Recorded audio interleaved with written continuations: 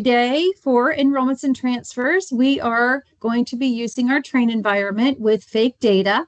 So we are signed into our train environment. You can sign into your environment if you'd like to. But as we're doing the enrollments, obviously we don't want you to enroll as a student. We would like for you to watch us do the enrollment process, and so that because you aren't in a train environment, you don't want to mess up anything as you go along the way. I'm going to start today just by reviewing our documentation really quickly. So I'm going to go up here to the right-hand corner of my screen to the question mark and go to our meta documentation. And our meta documentation is all uploaded here. I'm going to just go ahead and filter on my subject area today of enrollments and transfers, because that is the training that we are in today. And then there are several different documents that you can print for today's training. I always try to show you where the documentation is. That way, after the training, you can come in here and you can download any of these documents that you feel are necessary for you with your specific job in your district. So again, there's different things in here. There is the agenda for today if you'd like to download that right now. What we'll be working off today is the enrollments and transfers checklist. So we will be going down the enrollments and transfers checklist one by one today and just kind of walking you through those things. Again, there's extra things on here: how to group transfer students, archive a student record, which we'll be talking about a little later in the training, some summer school setup information, and then transfer and re-enroll students. So again, after this training, if you want to come back here and download any of those, we definitely recommend that you do so. Okay, so I'm going to go back to our train environment now, and we're going to go ahead and get started. So first of all, this is a basic enrollment and transfers training. Remember that there could be other things that you want to use. So a lot of you may have a third-party software that you use for enrollments, or just something else that you use for enrollment. So this is a basic enrollment training. We're going to show you how to enroll a student, just very basic student. This isn't one of those complex situations, but we are going to walk you through enrolling a student. Now, enrolling a student really only takes a couple minutes, but it's really all the other things that you need to do, which is why we provided the checklist for you for this training. So starting out, you can see I am on my start page here. And first of all, I want to make sure that the student that I am enrolling, I got a new student and I'm getting ready to enroll her. I want to make sure that she is not already in my system. So I'm going to use our filter up here on our student search, and I'm going to start typing her last name. Okay, so for the student I'm enrolling today, her last name is going to be Anderson. And I do not see that there is another Anderson. There's not another Anderson coming up. I can click on my magnifying glass. There are no results in my search. If your profile doesn't include those inactive students, you can use that / and look for Anderson. And I can still see there is not a student under the last name Anderson that is in my system. So I'm going to go ahead and enroll my student. So on the start page, I would go to school enrollment. I'm going to enroll a new student. And here I'm just going to start filling in the names or filling in the information of my new student. So I'm going to fill in my last name, Anderson. In this case, I'm going to use, really quickly. Let's go back here. It is automatically giving me some options here.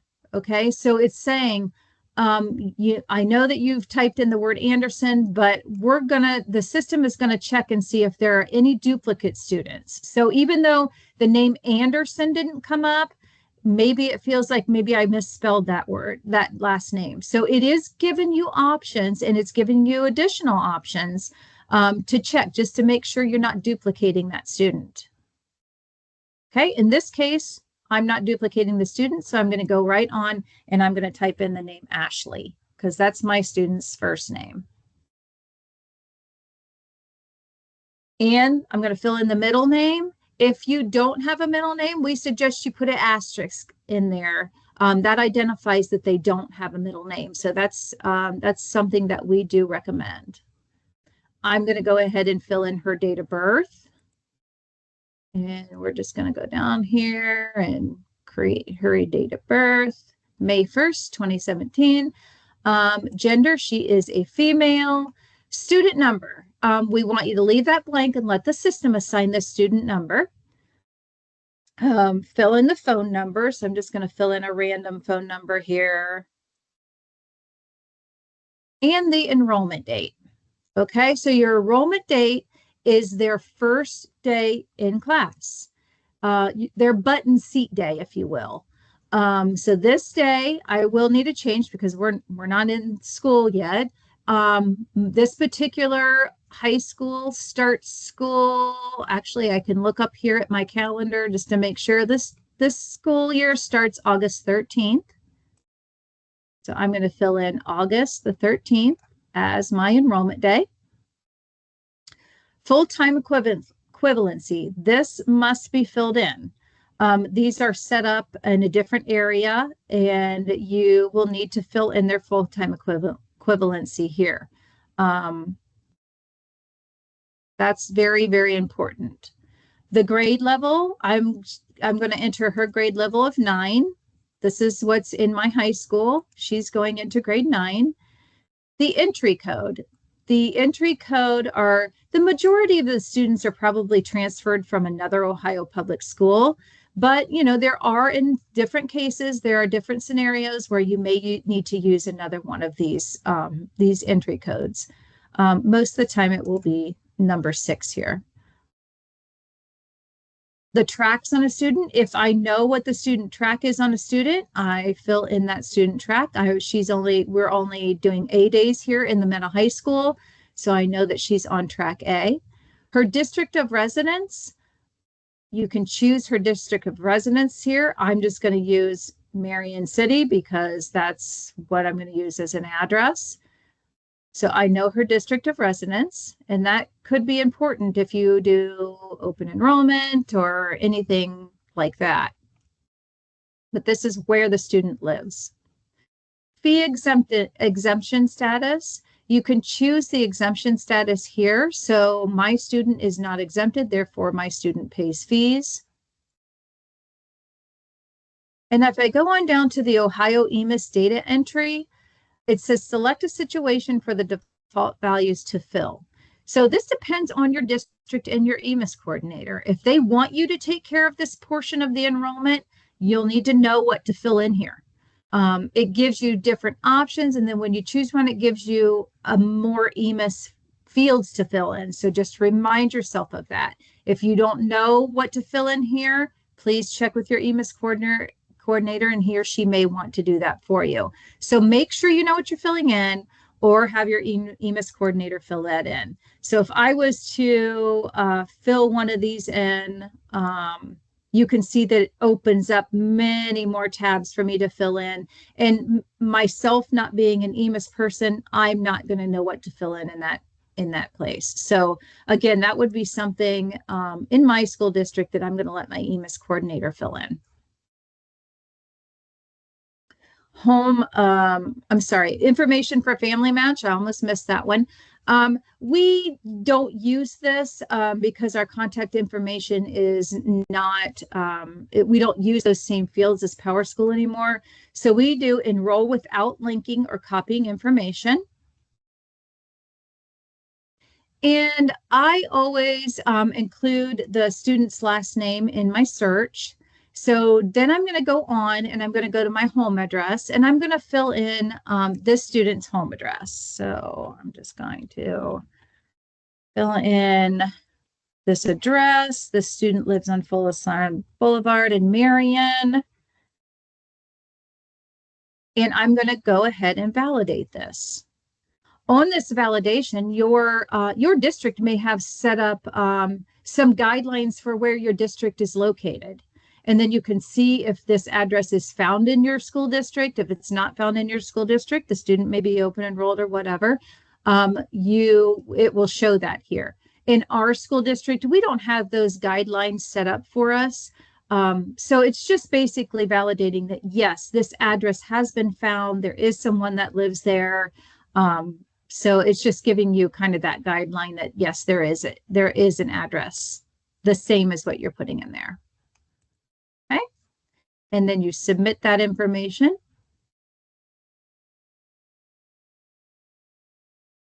And as I said before, that really didn't take any time at all, maybe a couple minutes. I mean, really, without me walking through things, maybe it took you a couple minutes. So once your student is entered, though, you'll need to enter all of the updated information on the student. So we're just going to start right here at the top under the student profile, and we're going to go right on down to the demographics.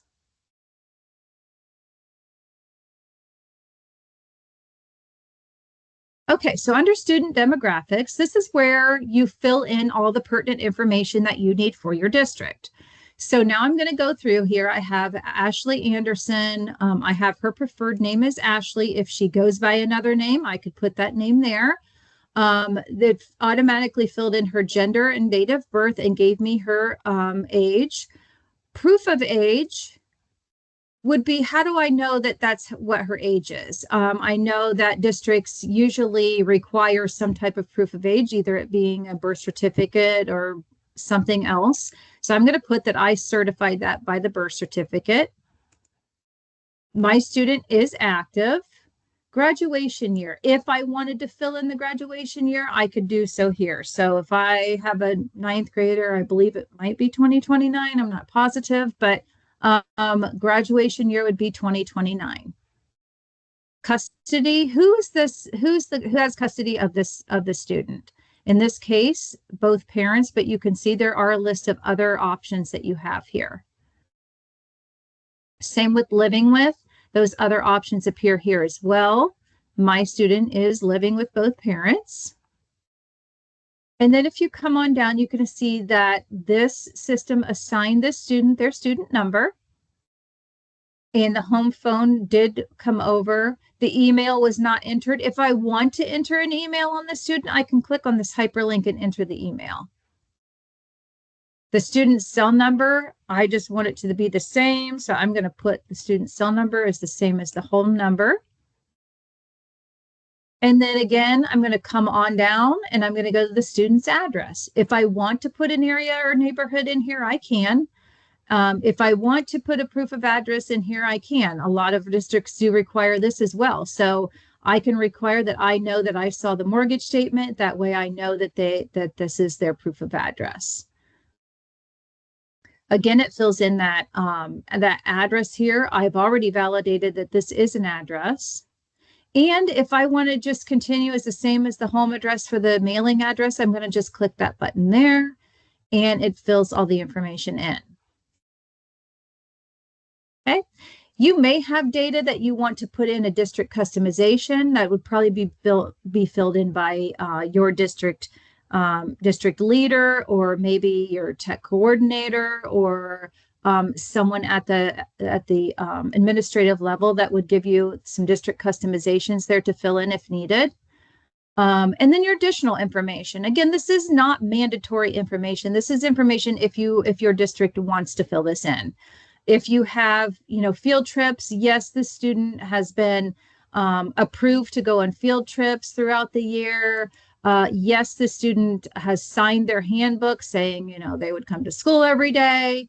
Internet access. Do I want to put anything here, or do I only want to fill in the ones that maybe did not have internet access, or they don't, their parent doesn't want them to have internet access? Release of information. Everybody has a release of information in my district unless they're not allowed. So again, these are things that you can customize for your district. If I want to fill in a guardian alert, I could fill in a guardian alert here. In this situation, maybe grandmother is also a guardian, but grandmother cannot pick up from school. And I could just put that in as an alert and have it. I'm not going to put an expiration on the alert because I don't know how long that's going to go on. So I'll just leave that there. And then ethnicity. This will need to be filled in. What is or is the student Hispanic or Latino? Either you didn't collect the information or I could fill it in. What's the student's race? I'm just going to choose a race for right now.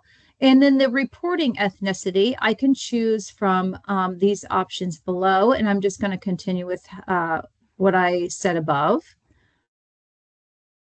under the ethnicity. Then if you move on to student vehicle, again, if this is something like a high school and I want to put in a parking pass number, I can put in their parking pass number here. You can keep track of maybe passes that students have lost, or you can come back here and reference this number if somebody finds, a pass that's laying around and the student doesn't know how they lost it or where they lost it. If you want to put the license plate on with that pass, you can do so. You can put the make and the model of the car, the year, and everything in there. Again, that's whatever your district wants to do. And then along with saying that, there are notes at the bottom. So if there are notes that you want to put on particular students or every student, you can do that here as well. All right, so once I have all of my information filled in, I'm going to go ahead and submit that information. And then that information is going to fill in on the student's demographics.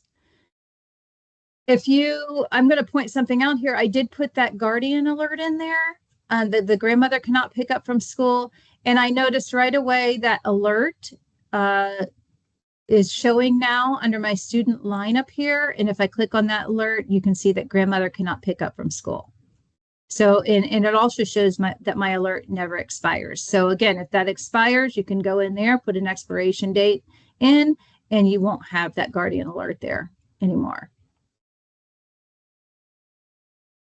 Okay.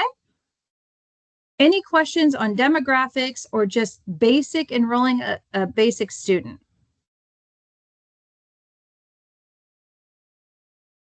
Okay. So we're moving on down our checklist if any of you are following the checklist. And what we're going to do next is we're going to go to the student profile, and we're going to go now down to contact management. Okay. So contact management is probably one of the most important things to add on this student, because if a student had something happen at school, you want to know who to contact right away. So we are going to go ahead, and this student, it shows right here that the student does not have any associated contacts. And I'm going to go ahead and I'm going to add a contact for this student. Before I do that, though, I'm going to make reference to this here above, this checkbox. If you see a +1 in here, it's maybe a contact that the student used to have that is no longer active. So once you click on that, it's going to show that inactive contact as well as the active contacts. So just make reference of that if you ever see that +1, +2, whatever, however many inactive contacts it has, it will show there. So I'm going to go ahead and I'm going to add a contact. And I'm going to start typing on the first name. And I don't see anything coming up. I'm going to just add myself as a contact. I don't see anything. I'm going to go ahead and fill in my address. 1, 2, 3. Actually, I'm going to make it the same. I'm going to make it, oops.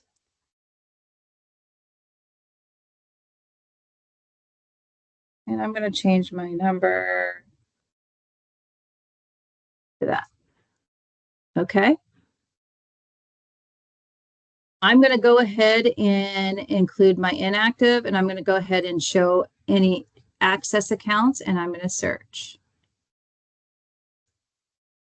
Okay, I don't have any there are no results. There's no contacts that match my entry. So I'm going to go ahead and add my new contact.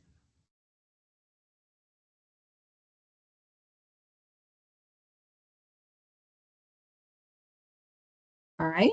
So now it brings you to this new contact page where, again, I'm going to add my name. Oops. Oops. If I could type today, that would be a lot more helpful without the caps on. Okay, here we go. My preferred language, I don't have anything. Oh, I do have things set here, but I don't speak Spanish or French or any of these. So I'm just going to leave that as the English language. I can put the employer in here as I need to. Do I want to add web account access? I can add that here. I can give Kim Anderson enabled account. I can assign a username and password and confirm that password. And I can do that all through this page here. If I don't want to do that right now, I don't have to give that contact that web access right now. That also may be something that you do through a third party. So I do have my students down here, and I can add students if I want. So if Ashley Anderson had siblings, I can add those students here under this contact information. And again, you see that show all and those inactive contacts or inactive students that will show here as well. I can also edit. Oh, maybe I can't edit that here. I think you can once you submit. You can edit that as well. When you enter a phone number, I can add phone numbers here. I can add like my cell number maybe is not the same as my home number. And I can add that here.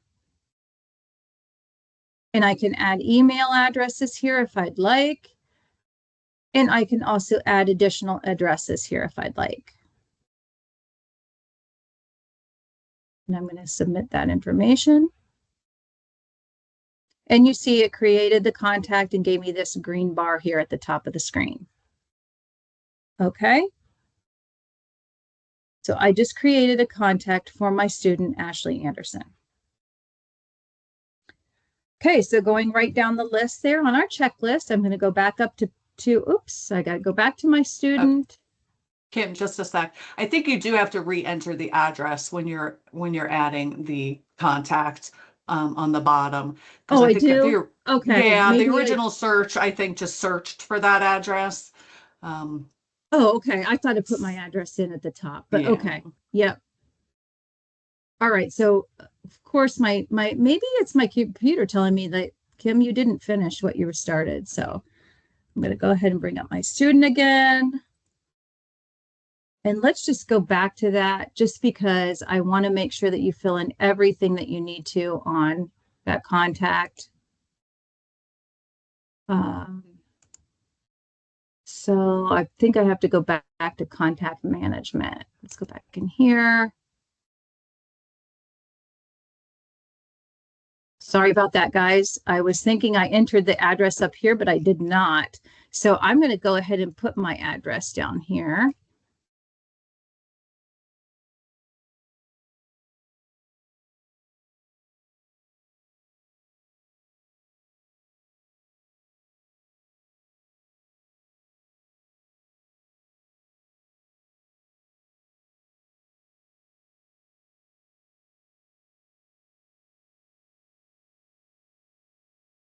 And if you don't want to have a certain end date, you do not have to have a certain end date. If you prefer to do that, you can do that as well. So, okay. So thank you, Christine, for reminding me to do that at the bottom here. Also, if you know, and I didn't note this before, is if I have two phone numbers, if I have two particular addresses, maybe I live somewhere else in the winter, whatever, I can put those in a particular order too so that would show the first one, maybe the more prominent one first. So I can do that as well. All right. Okay, so I think I'm good on that. So I'm going to go back to my start page.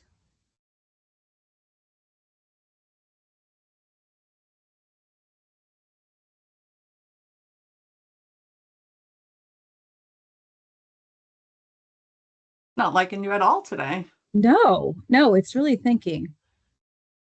And I'm going to go back to my student.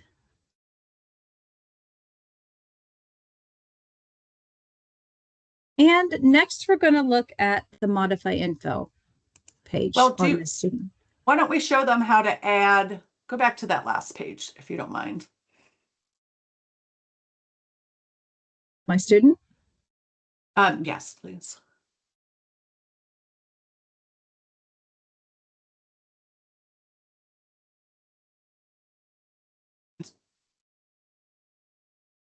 There we go.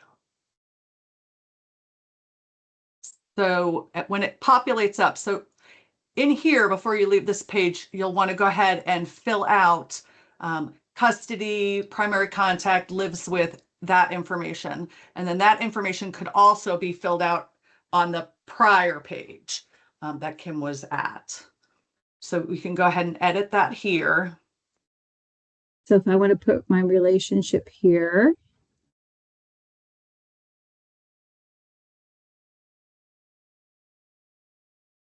there we go. And I don't need to put a start date or end date. I can if I want to. Yeah. I have custody. I am the legal guardian. I am the primary contact. And if you click on that, you can see that it pulls the first contact in the listed order. And my student lives with me. I can pick up. I am an emergency contact and I receive mail. And I can put any notes here on the contact. Okay.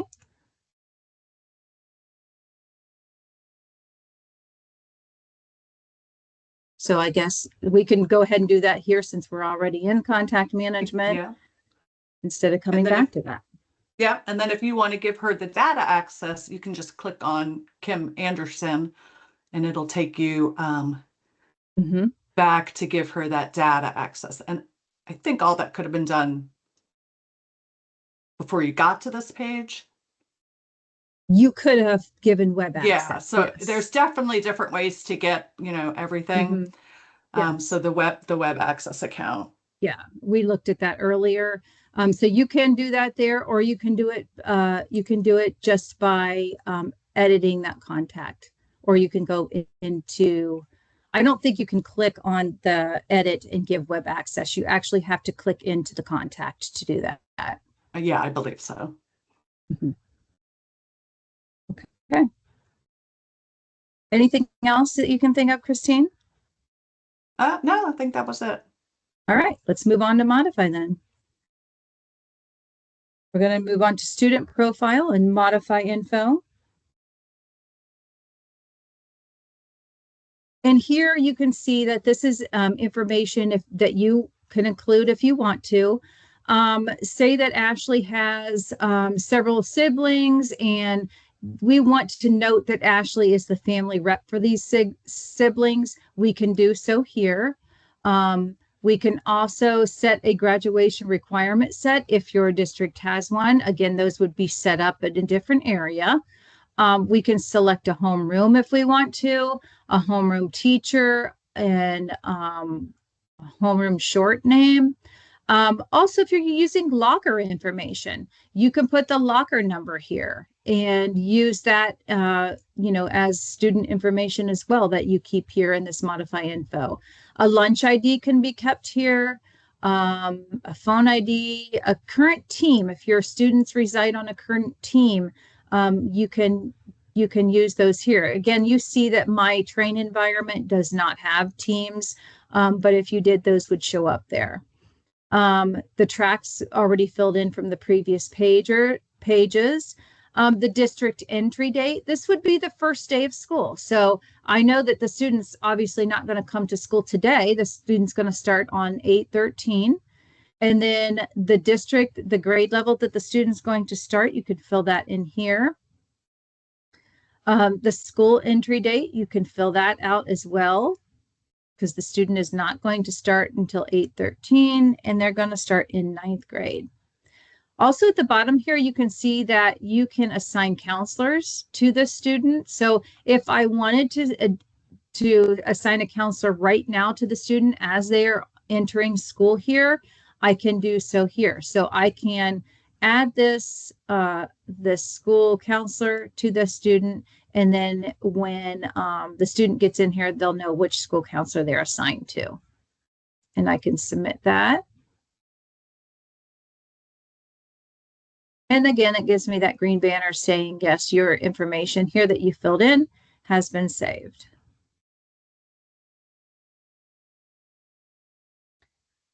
Okay, another area that you can put additional information on your students is the other info. And you can see there might be lots of things on here that you do not want filled in, and that's fine. Again, this is up to your district how you want to fill these in. But you can, you can see above that's asking maybe some language barrier or questions, some other alerts. If you wanted to put an alert in here that you just want to make sure shows up, that there's something maybe about this student that you want to make aware, that you want to make everybody aware that signs in and brings up the student, you can put that other alert in here. Meta report card. This is probably one of the most important things on here. The promotion indicator. Do I want to indicate promoted on the meta report card or do I not? Okay, and this is where you would come back and change that if the student was retained or placed or whatever throughout the year. So this is where that is found. Some people do forget where this is found because it's kind of in a different area, this other info area, but that's where that is found. Hide the current year from the public portal. This is also where this is found. So if we don't want our students to see the current year until a certain date, we can do so there. And then you can also display a message for the report card here if you would like to do that as well. Any EMIS alerts, your EMIS coordinator can fill those in here. Any attendance alerts can be filled in on this page. And again, that gives that expiration date. And also any at-risk alerts can be filled here. So in this other info, you can see that you have many opportunities to put notes on students that maybe you just want to have them stand out amongst all the other students when the administrative staff is looking at the student record. Okay. I'm going to go back to student profile. And I'm going to move on to the student photo. And here's where you would want to load a student photo, or many districts wait until that first day of school or that first week of school for someone to come in and take all the student photos, and then they could submit all the photos on here. This is where you would submit a photo for the student. This is also where you would delete a photo. So just bringing that to your attention, because some administrative secretaries maybe are responsible for doing that and not quite sure where to do that. So that is found under the student profile and under student photo. Same with lunch program.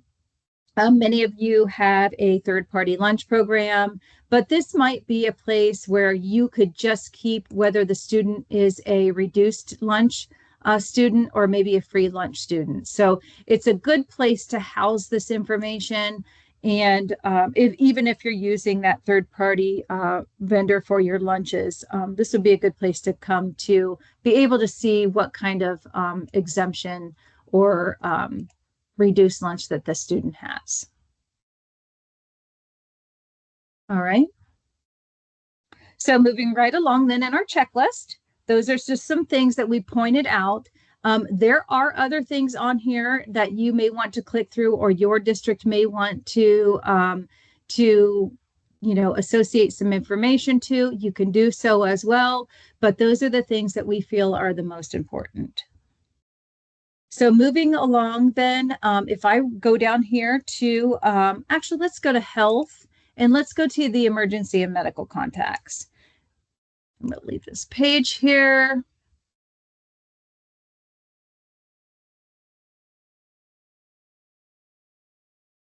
Okay, So you can see that it brought over my contacts information to my health screens.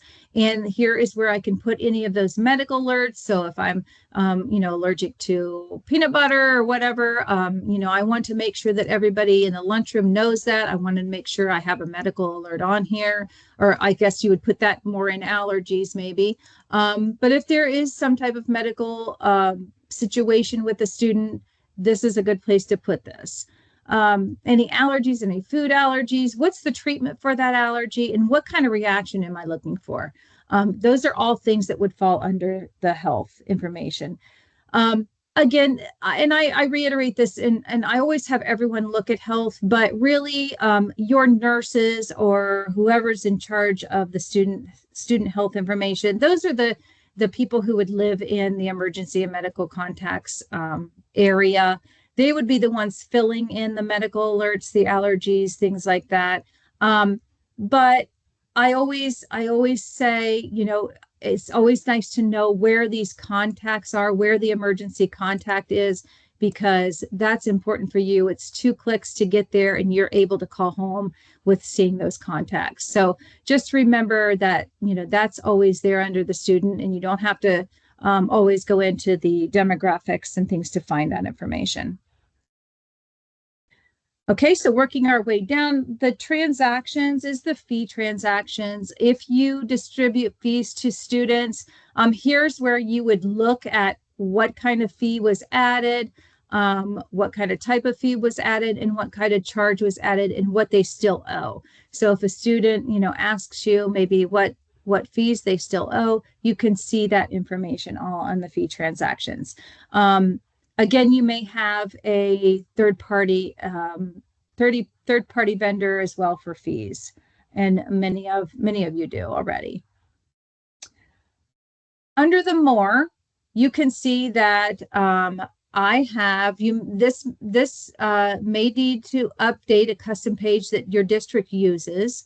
But you can see that under more, I have several different things under here that I could create custom pages that you wish to update and complete for the student. So again, that's just extra, an extra area, I guess, that you could, you could put information on your student.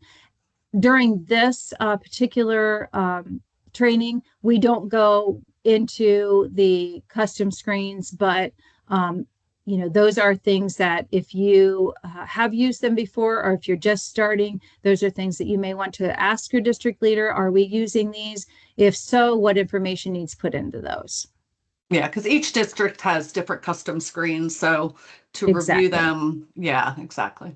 And yours may not look anything like this. And right. Again, I should have even maybe pointed that out at the beginning of the training, is your screens you may not have access to the things that I have access to on this train environment. So you may not be seeing exactly what I'm seeing here. But trainings are presented to you for you to see those things. And if it's something that you need, you could go to your district leader and say, hey, maybe I saw this on a training and I would like to have this for our district. So, anyway, that's where those are under the more.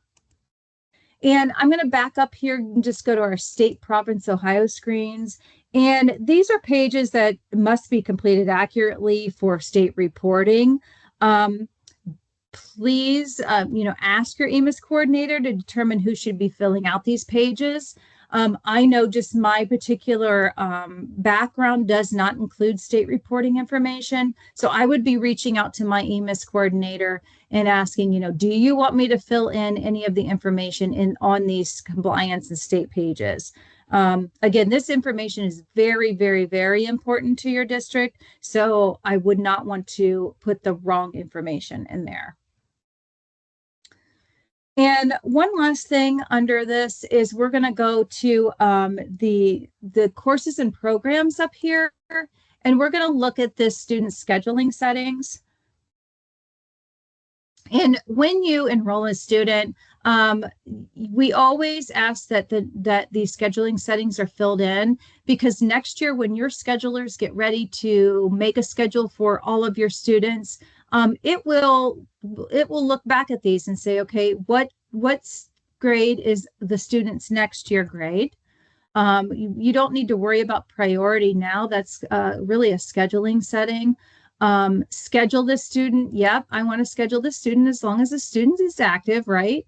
Allow the student to submit requests. Again, that is along the lines of your schedulers would probably make sure that that's marked for the students. Your year of graduation, that's always good to have filled in. That way we know that we're moving the student towards their year of graduation. If they have a summer school indicator, you can note that here.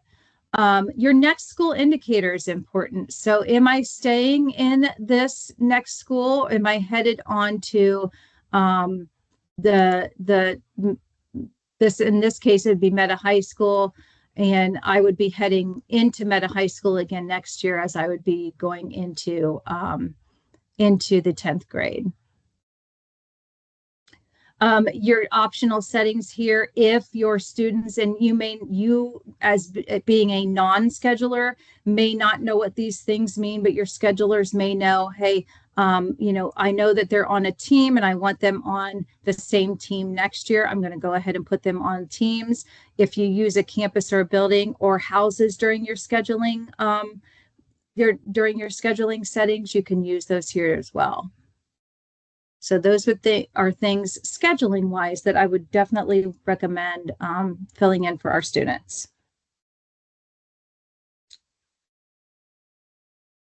All right. So again, that is just enrolling a student. You can see that, just enrolling a student only took a couple minutes, but filling in all that information did take quite a while. So if you are the person that's in charge of that, you know how long it takes to get a student's information correct in the system for maybe other people to be able to do things for that student throughout the school year. So as we're looking on, we're going to go ahead and go to re-enrollment, our re-enrollment checklists. So if you look down your checklist, you're going to search for a student to re-enroll. So basically, we want to know,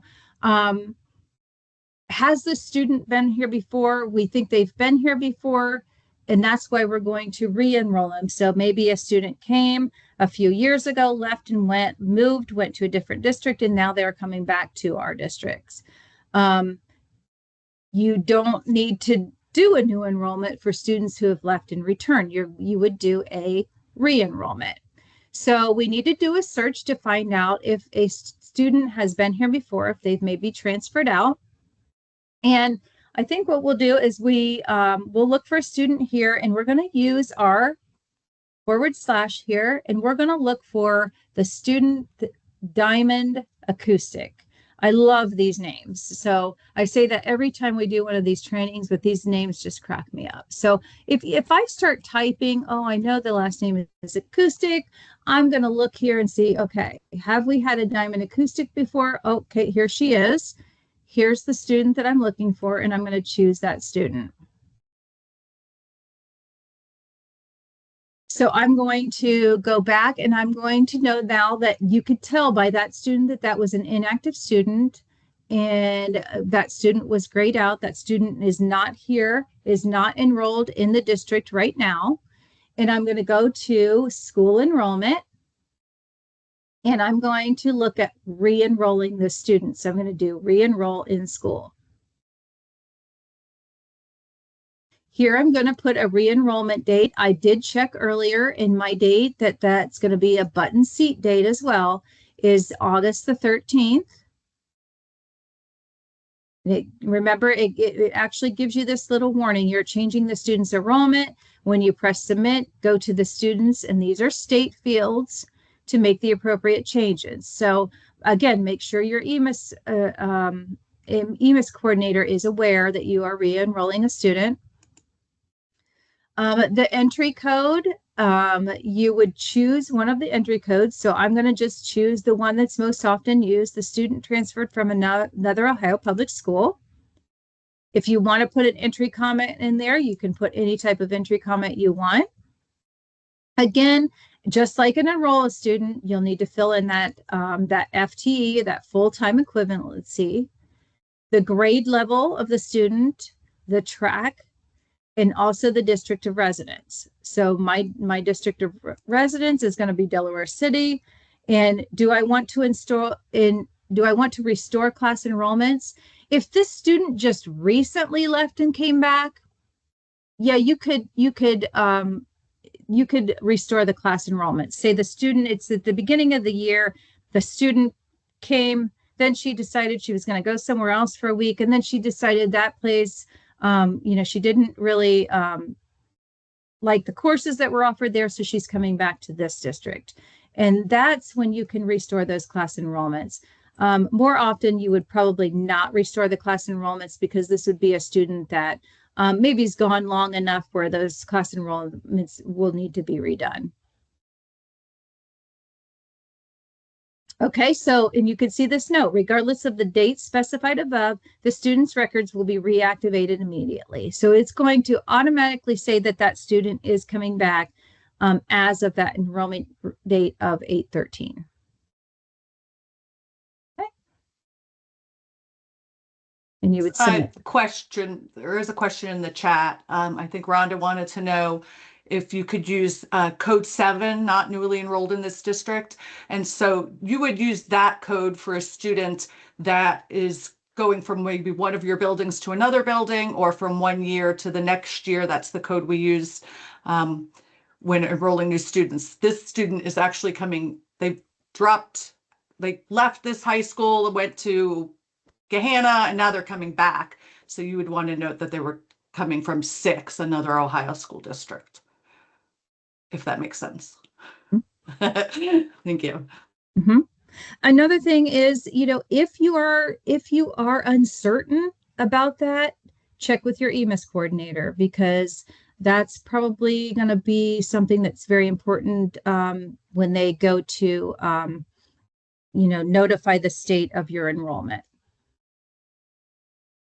I can also mass and re-enroll students into school. So if I choose a group of students, so I'm going to choose a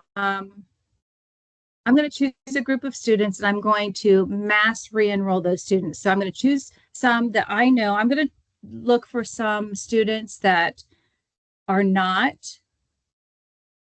enrolled, and I'm going to choose some of these students. I'm going to update my selection, and I can then go to my group functions, which is down here, my group functions menu, and I can actually go to the enrollment, and I can mass re-enroll these students into school. Or I can go over here to student enrollment, just like I did my individual student, and I can mass re-enroll those students into school as well. Again, that would be unusual unless maybe you're doing, all of maybe a family that you would want to mass re-enroll into school, but other than that, also if you have an enrollment building that you're doing your initial enrollments in, and then you're moving them all. So if you're moving all the elementary kids at one time, that's a good way to move those as well.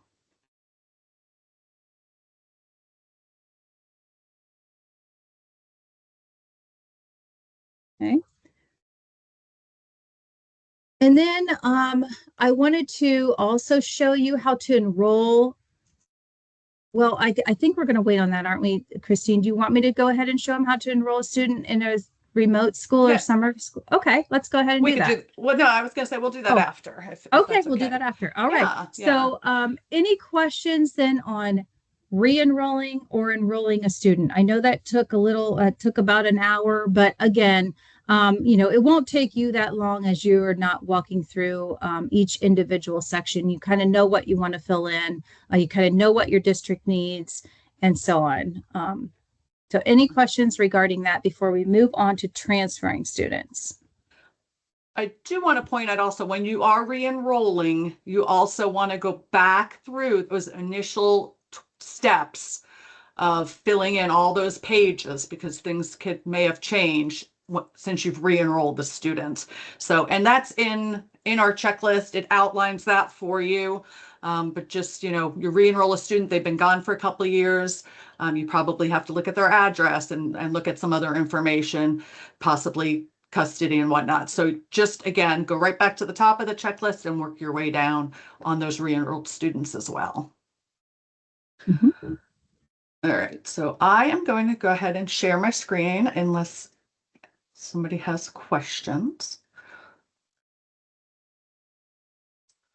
Can you see my screen okay? I can see it. Mm-hmm. Okay, so I am going to go over on the checklist, transfer out of school and transfer to another school. So when you are transferring a student out of school, you could be doing that for two reasons. You could be doing that because you're moving them to another school in your district, or you can be doing that because they're moving out of your district. So either scenario, you would have to first transfer the student out of school. So I'm going to go ahead and use newly enrolled Ashley Anderson as my example. And I'm going to click on her.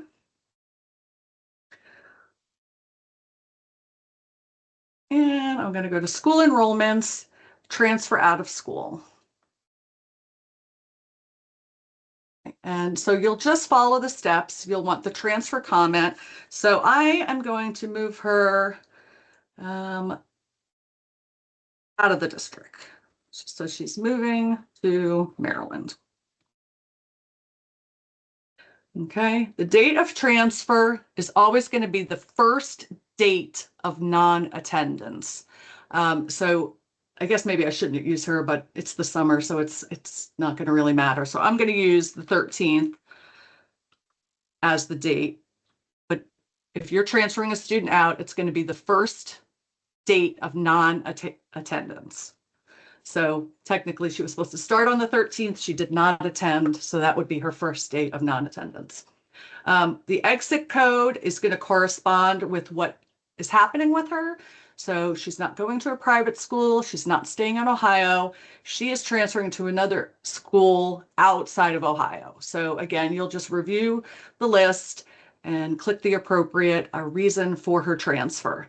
I would like to point out if this student was transferring to a school within Ohio, so if I were to pick transfer 41, you'll see that this opens up down here. So again, we have some Ohio State reporting information.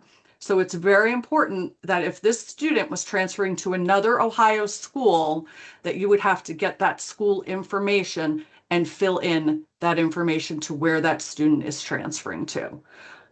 You would use that for exit codes 41, 45, and 42, I believe. Let's see what works for 42. That's what I had in my notes. So yeah, and you put that information in there.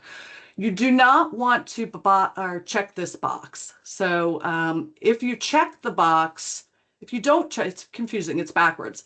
So if the box is not checked, the values will clear out. So this student's leaving our district. We want everything to clear out. We don't want her course requests in there if they're in there for next year. We don't want her scheduling information in there. So you want to leave that box unchecked.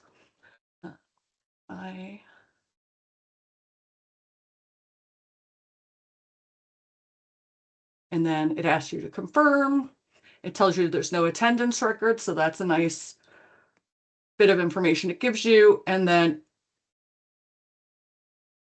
oh, okay. So this is actually, I'm glad this came up. So she's coming up as pending transfer, and she's coming up as pending transfer because I used a future date. So during the school year, this is probably not going to be an issue for you. But if I put today's date in, she would have showed transferred. But because I put August 13th, she's going to sit in this pending state until the 13th, and then she'll show transferred out on the 13th. So that's not an issue. But if you are withdrawing students, because we had a ticket last year of somebody that was put a future date. The kid was going to be there for like 2 more weeks. So they went ahead and withdrew them using a future date.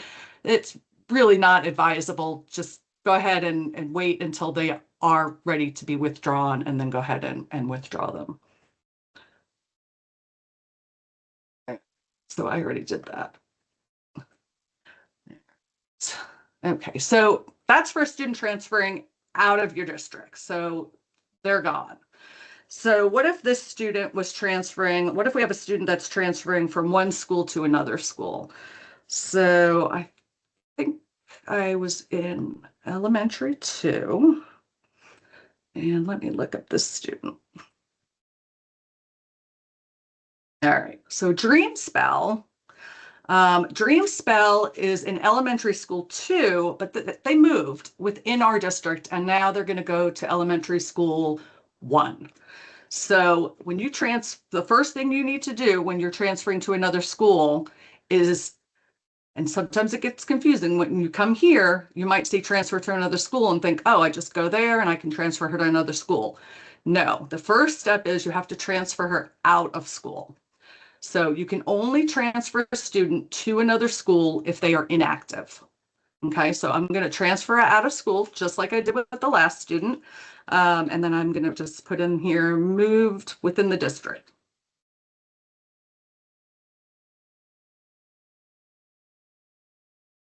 Okay, and the date of transfer. I'm just going to use today's date so we don't get those messages, and we're going to see if that works for us. And then the exit code for here is going to be your double asterisk.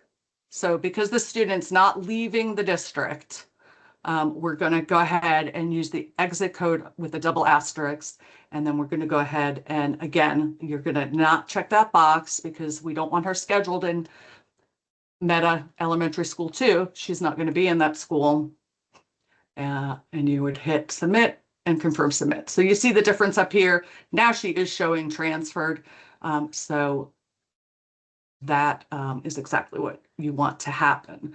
So now we have Dream Spell, and you can see she's showing transferred out. So that's when we come back here and we transfer to another school. So we have our student selected. You can even do this. So here's an example. If you have a student that is re-enrolling and they're inactive in this elementary school, but now they're in high school, so you want to re-enroll them. Well, before you do any of that, since they're already transferred out of the elementary school, you can immediately go and transfer them to the high school and then start doing those other steps. So that's also where that comes in handy. So, but for Dream Spell, we know we're moving her to the elementary school 1, and you'll hit submit. And it tells you she's now an inactive student at Meta Elementary School 1. So our next step now is to switch schools over to Meta Elementary School 1. And we want to find Dream Spell. And of course, well, I have our number here. She's going to be inactive. So we have to do our /. Oh, good. I forgot her last name. That's why I was worried. Okay, so I've chosen Dream Spell. And now I want to go back to school enrollment. And I'm going to go ahead then and re-enroll her in school. So I'm moving her from one building to the other. I'm going to re-enroll her. Now, this is where we would use not newly enrolled in this school district because she never left the district. She just moved from one building to another.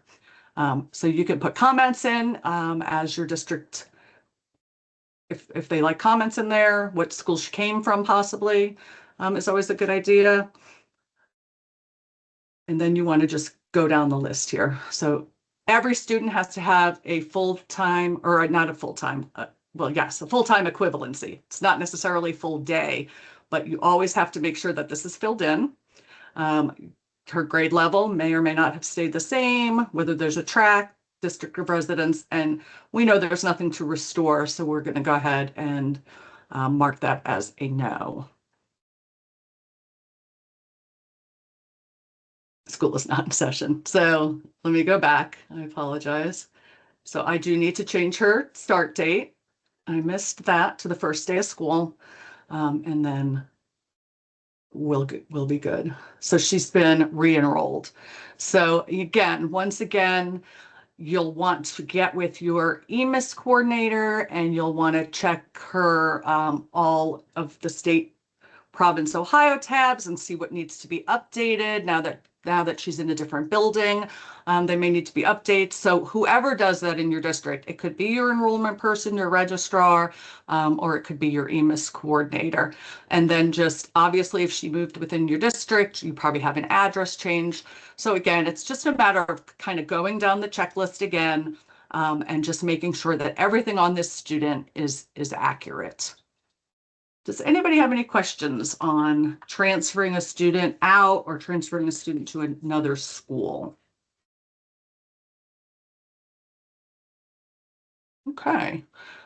Kim went over mass enroll, so I'm going to skip that, and I'm going to go down to mass transfer out of school. So just like mass enrolling, we can mass transfer students out of school. So works the same way. So we might have a family. Go back to my start page. And I'm just going to look up some inactive. Well, let me clear my search. Some active students. Let me just do a search here. And let's say, it looks like the Biscottis, they're moving, both of them. So you'll come here, you'll find your students, however that is. And I'm going to mark my Biscottis. And I'm going to update my selection. So now I have these two students that I want to transfer out of school. So it's going to be the same thing. I'm going to come to school enrollment. And instead of transfer out of school, I'm going to choose mass transfer out of school. One thing to note with this, so you want to make sure the selected students, you know you have two selected, it's always worth a double check. You can put your comment in here. Moving to Miriam, sure. The date of the transfer, and again, so the date of the transfer is going to be the first non-attendance date. So I am going to use the first day of school. Actually, I don't want that error message. I'm going to transfer them out today. School hasn't started yet, so I can transfer them out.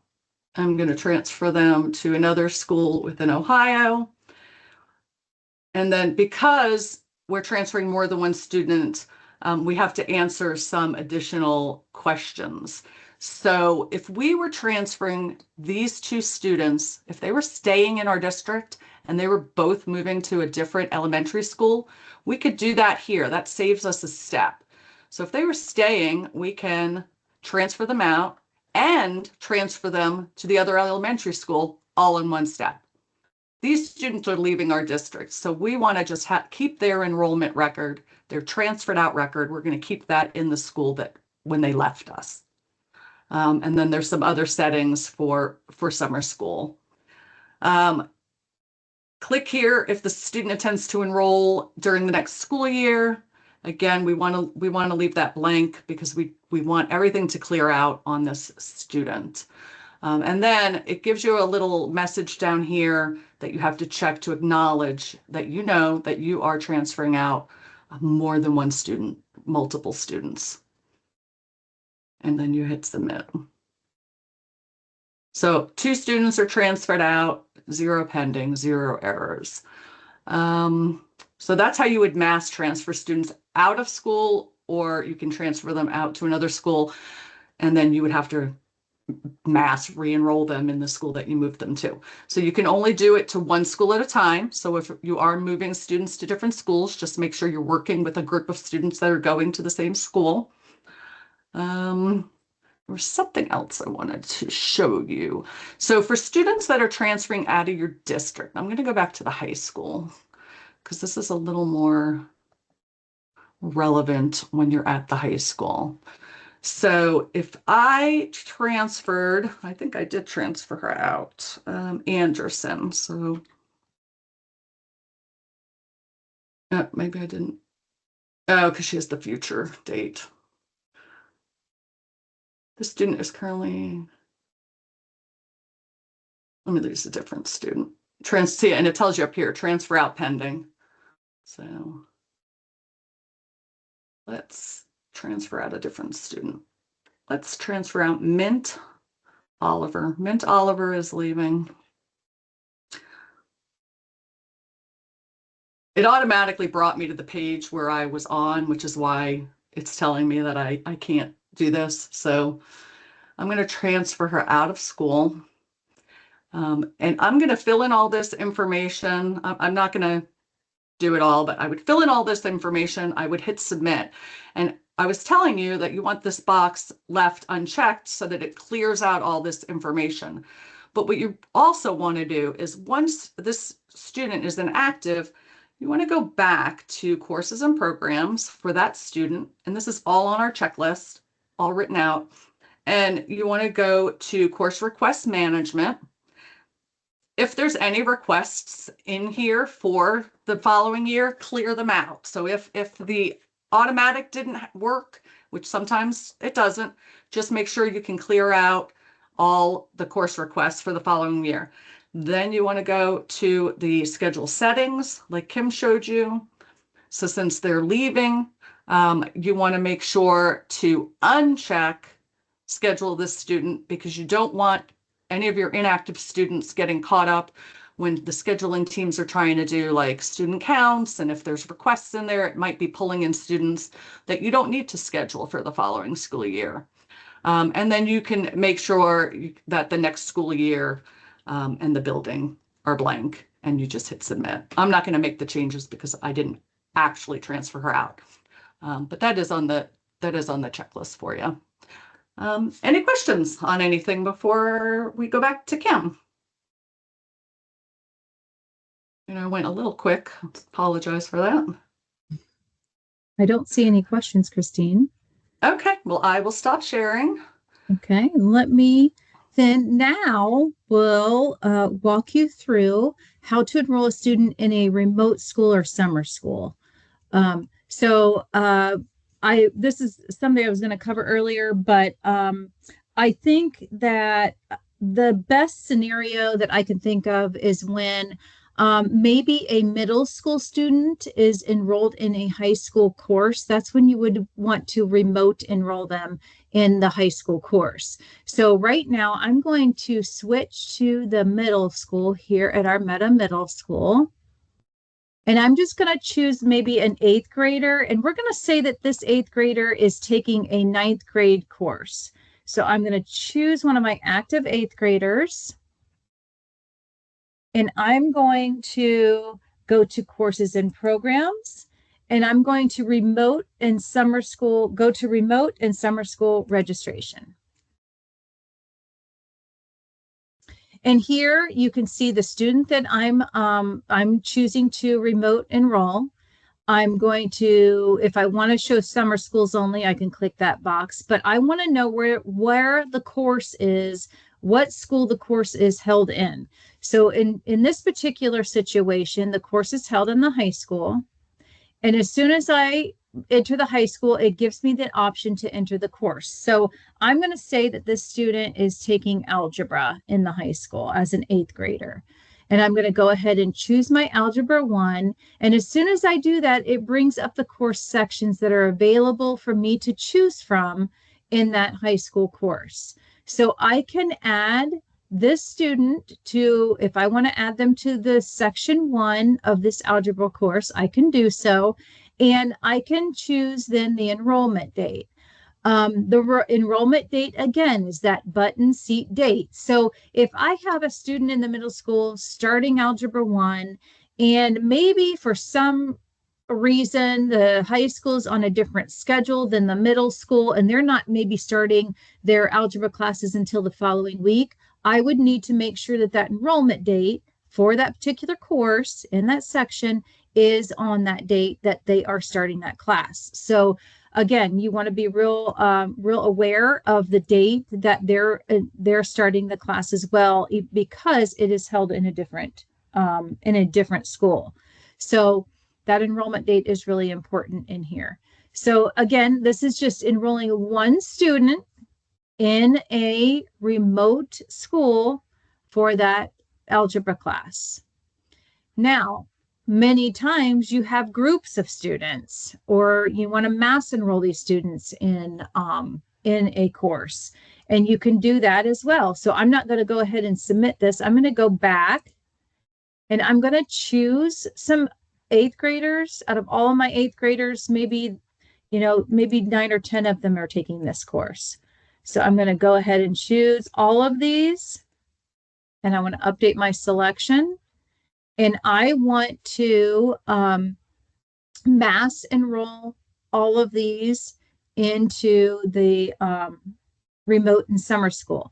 Now, I can do that a couple different ways. I can choose it here, or actually, I don't think I can do it from courses and programs. I have to go down here when I mass enroll. I have to go down here to my group functions, and I have to look under the enrollment, school enrollment, and I can mass remote, or I'm sorry, it's under courses and programs. I can mass remote and summer school registration. I can mass enroll them there. I get so confused sometimes of what's in the group functions and what I can do over here. Sometimes I can do both ways, like as you mass I think you can do that both ways. I'm not sure if it's you? newly added there, but I do see it there towards the bottom. Oh, okay. I wasn't sure, so I didn't even go over there. But sometimes it's not over there, sometimes it is. Sometimes it's in both places. So I guess just as PowerSchool is as a whole, there are multiple ways that you can do many things throughout PowerSchool. So let's just keep it that way, right? Okay, I want to show again where the classes are held. So this is going to be held in our high school. I'm going to go ahead and bring up the algebra course. Algebra 1. And again, it's going to give me those section numbers of what section I want to enroll all those students in. If you look at the top here, it says remote register currently selected 6 students.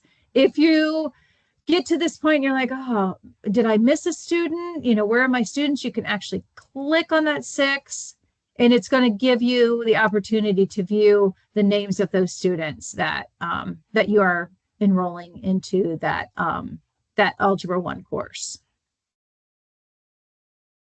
So that is that's kind of an easy way to get all of the students into that course that maybe they tested into or so on. So, and you do that the same way with the summer school. I don't have summer schools listed on this train environment, but if you did, that would bring up the summer school listing as well, and you could choose the summer school when you have your list, when you have your group of students to move. Okay. All right. I'm going to stop sharing. And I think I'm turning it over to Lindsay. Okay. I don't think there's no questions in the chat. All right. Hopefully we're not putting everyone to sleep. Everybody's napping. It is afternoon after lunch. Everybody's tired.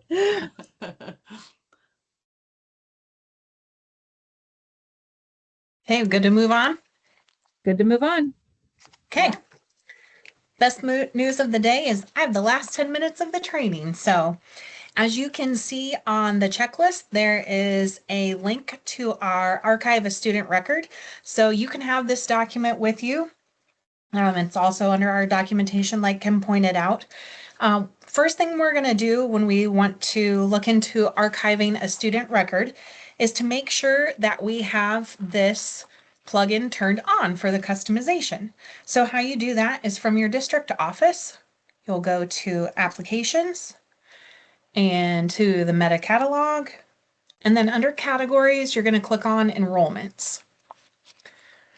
And you will see on this page that we have our Archive Student plugin enabled. So we are all set to go on that. And then the next thing that we're going to do is to go to our Archive Student settings. So you have two options. You can always use your search bar and type it in there, or you can go to School Enrollment and Archive Student settings. And you will see the note on the checklist. There is a KB article for this. So in your PowerSchool community, you do have to log in, so just be aware of that. But we have a really nice link right here where you can just click right into this. It will take you into the community. And for those of you who are not aware, we're not able to delete a student from PowerSchool, but you are able to archive it. So this just gives you a little bit more information on the process, how it works.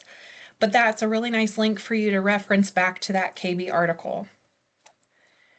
If we go back to the Archive Student settings, this is just something that's going to be a time saver for you. When you are archiving students, this is going to have everything pretty much populate on its own. So you'll just go into this record and then you're going to put your default comment, and we just put in here a duplicate student enrolled. And then you'll put in your exit code. You'll make sure, I believe with your EMIS coordinator, that that's the one you'd like to set up. Then when you go to your default school, again, this is going to be a district decision. We put them in the electronic building, so it would be easier to have all of these duplicate or the archive students in one area instead of having them in the old building. If we may not know what building they were at when we archived them, we just put them all into the electronic. And then we're going to make the student status inactive, and we are going to blank out the state student number, and we are excluding that from state reporting. So once you have your settings filled out, then you're going to click on Submit.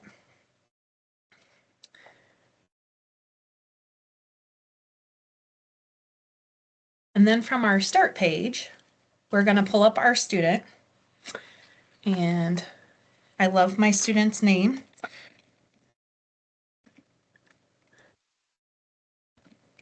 We have Megahertz Sparkle Gem.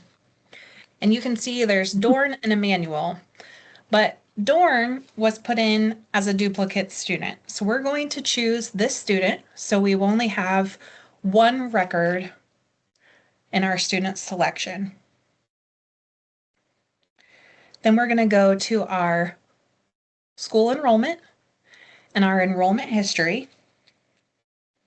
And we're going to make a note of the entry date for Megahertz.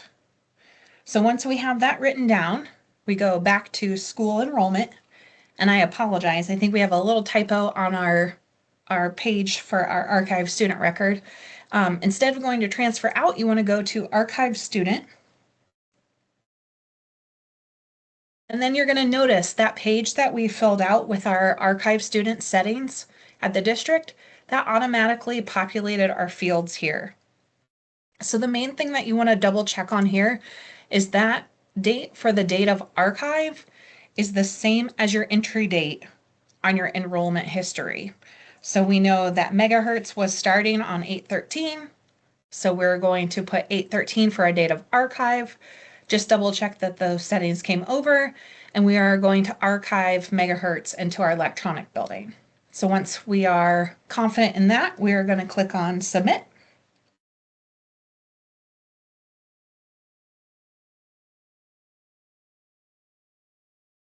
Oh, and one thing we did learn, sorry, I should point that out. I'm going to change this date for today's date. How you saw that it said that the transfer is pending. So you can see up here in our enrollment status, transfer out pending. That is because it's a date in the future. So the system is saying it's pending, it'll get there. But just for purposes for the training, we'll put today's date and then put that. So you can see that one student was transferred. And then we'll click on back.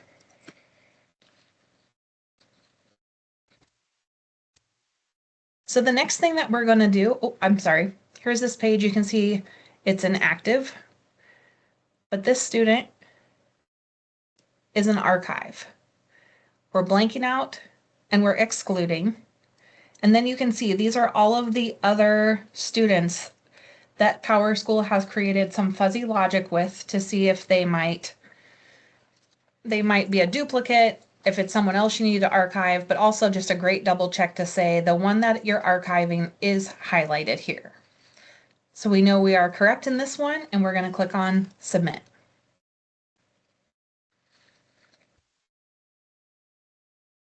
Okay, so our next step is to go to the state province page, and we're going to go to Home.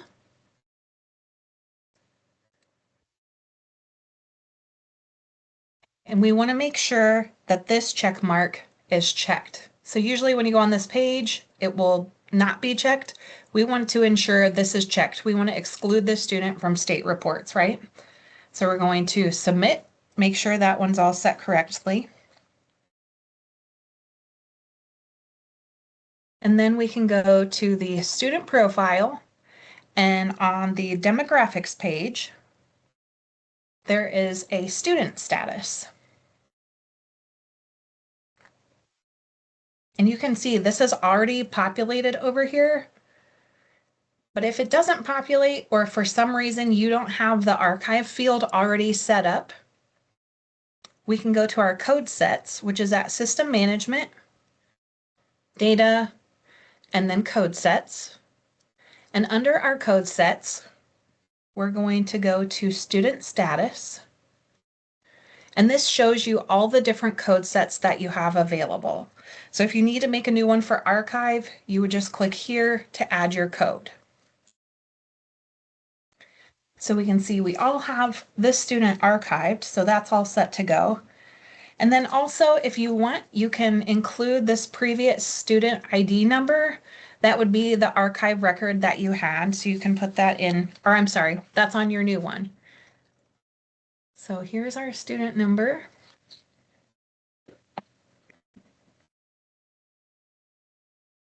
We're going to go back to our correct record now because we know we have that student archive. We're going to pull up our other Sparkle gem.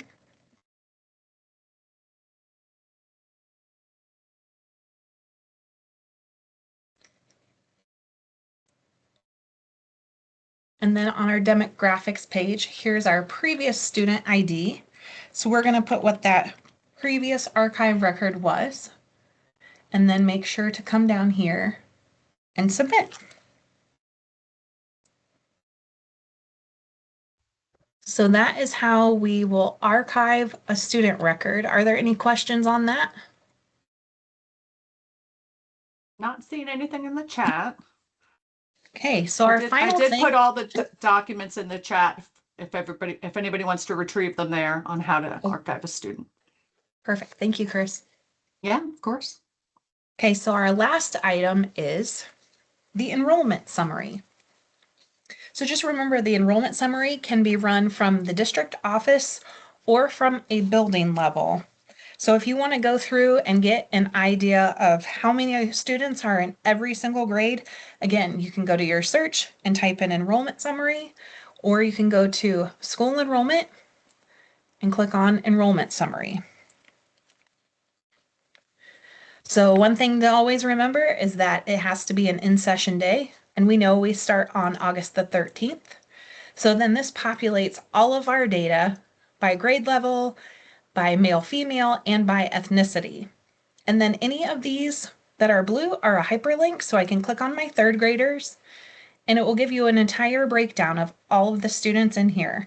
You can click down on here, see how many females, how many males, or if you want to do a group, say I want to know how many females I have in my third grade, I select my group, and then I can make this my student current selection. So that can be a really handy tool if you need to do things by grade level or break down male, female. That is all I have. Any questions?